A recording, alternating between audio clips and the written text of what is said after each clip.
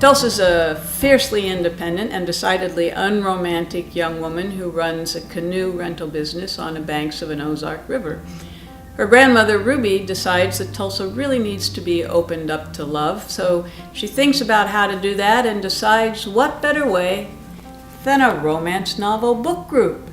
So Ruby starts the group, and Tulsa reluctantly joins, along with Ruby and 3 of their friends.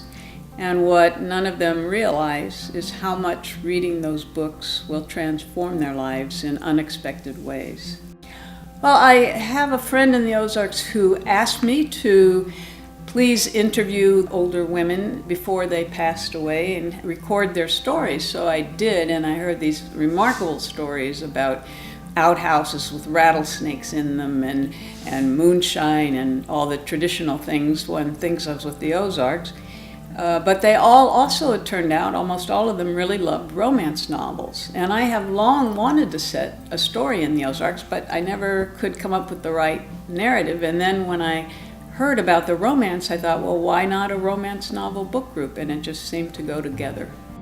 No, I'd only read 2 before I started, and then I read about 24. And it was really kind of interesting because people say, well, romance novels are too predictable.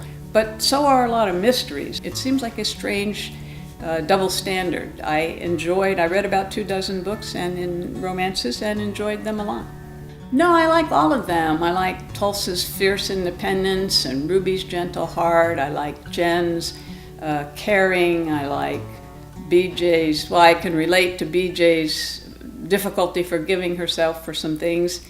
And I love Pearl's caustic wit. Yeah, it changed a lot. At one point I had a fist fight between 2 men, but I took that out pretty early. It took me about 4 years, but I was doing other things, not the least of which was vacationing in the Ozarks with my family. We still go back there every so often, and I love to be on the Ozarks rivers and floating and swimming, and my husband goes with us. He's from California, so for him it's a little less exciting in terms of the number of bugs, but he appreciates the beauty.